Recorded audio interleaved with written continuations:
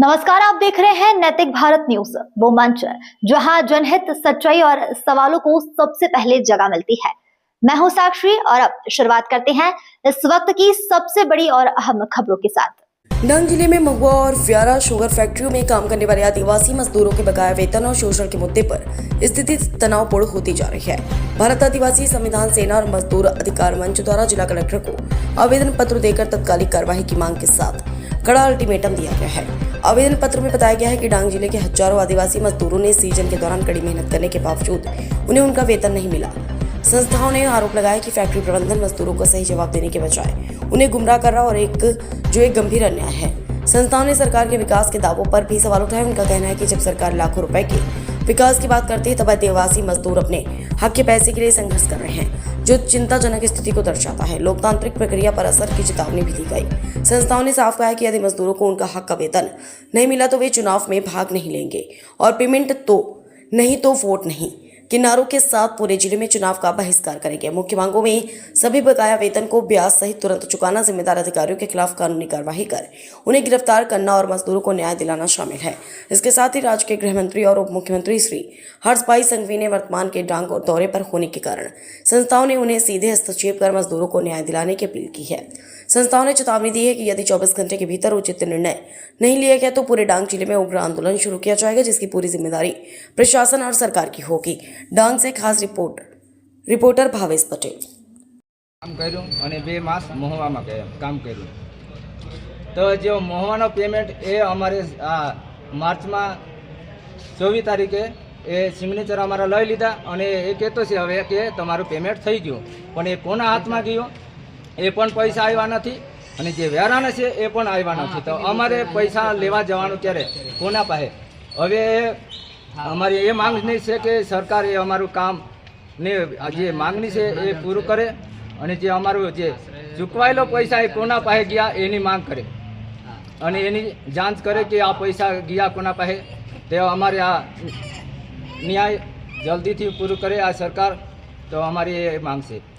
Signature કોને કરાવ્યું? Signature આ ભરત સાહેબ અમારા મોવા સુગરનો કે તમે આના પર સિગ્નેચર કરી આપો તો તમારું પેમેન્ટ 2 દિવસની અંદર સંતારામ ચિક્કેના અને ભરત આપણે કોટબાના એ આમાં પર સહી કરી લેના 2 દિવસની અંદર તમારું પેમેન્ટ પૂરું થઈ જશે। 24 તારીખે તો પેમેન્ટ આવ્યું નથી ને અંદર ખાને જ આ પેમેન્ટ ગયું કા એની અમે માંગણી કરીએ।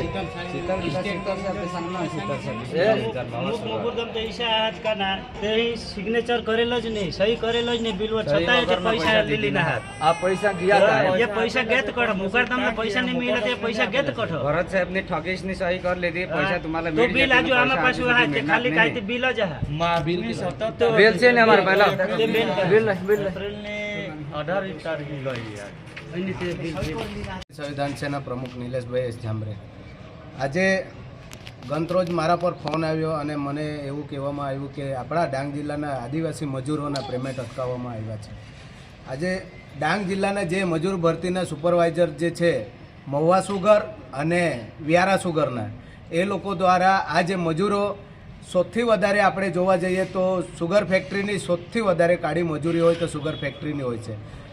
ઉનાળો, ચોમાસો, શિયાળો એવી રીતે મજૂરો કામ કરે છે અને એ લોકોને પેમેન્ટ નથી આપ્યા, પેમેન્ટ કોઈ બીજાને આપી દીધા છે, એવી કંઈ એ લોકો સુગરના મેનેજમેન્ટ દ્વારા એવું કહેવામાં આવે છે। તો હું સરકારને એવું કહેવા માગું છું, તમે આજે 2026-27ના બજેટમાં તમે એક માણસના માથાદીઠ તમે 3,01,000નો વિકાસના બજેટની તમે ફાળવણી કરી છે અને અમારા આદિવાસી સમાજના જે આ લોકોના બજેટ ખાવાની જે વાત કરી છે, તો હું આજે આ મીડિયાના માધ્યમથી હું સરકારને કહેવા માગું છું, આજે અમે આ કલેક્ટર સાહેબશ્રીને અમે એક આવેદનપત્ર આપ્યું છે, જો 24 કલાકના અંદર તંત્ર દ્વારા એ લોકોને સુગર ફેક્ટરીઓને દબાણ કરીને તાત્કાલિક ધોરણે આ લોકોનું પેમેન્ટ આપવામાં નહીં આવે તો અમે ભૂખ હડતાલ પર ઉતરીશું અને સમગ્ર ડાંગ જિલ્લાના અંદર બહિષ્કારના અમે બોર્ડ મારીશું।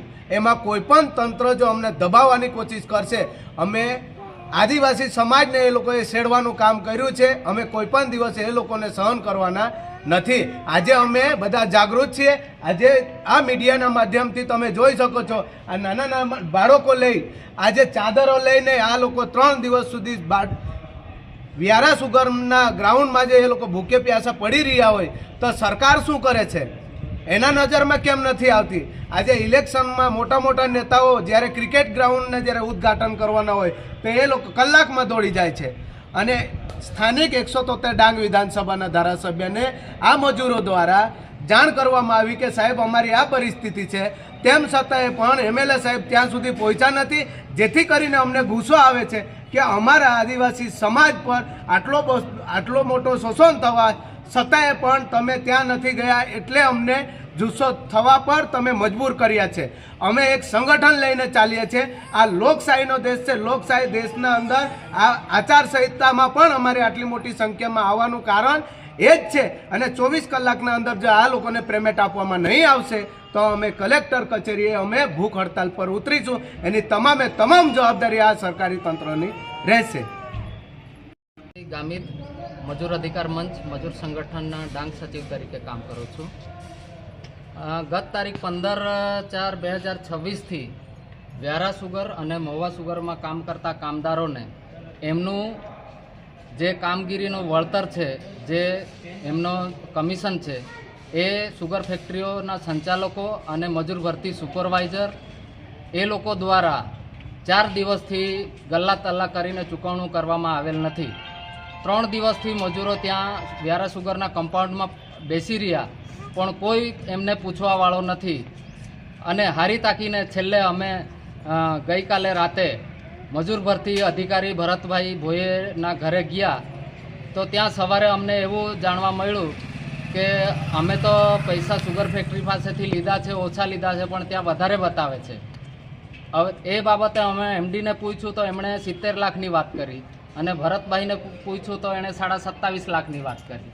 તો આ રીતે આ કામદારોના પેમેન્ટના પૈસા આ લોકો ચાવ કરી જાય છે અને મજૂરોને રખડાવીને એમના મહેનતના કાળી મજૂરીના પૈસા જો નહીં ચૂકવવામાં આવે તો મજૂરોની હાલત એકદમ કફોડી બની ગઈ છે. અને એને લઈને આજે અમે ડાંગ કલેક્ટરશ્રીના કચેરી ખાતે એક આવેદનપત્ર ડાંગ સંવિધાન સેના અને મજૂર અધિકાર મંચ તરફથી કામદારોને લઈને આપેલું છે. અને અમારી માંગણી છે કે આ જ કામદારોને 24 કલાકની અંદર આમના વેતન નહીં મળે તો અમે ભૂખ હડતાલ કરીશું અને ગાંધી ચિંધ્યા રાહે અમારે જે પણ કરવું થશે એ કરીશું. અને એ બાબતે તંત્રને અમે ધ્યાને દોરીએ છીએ અને एमा जो कंईक चूक थशे तो ये संपूर्ण जवाबदारी तंत्रनी रहेशे।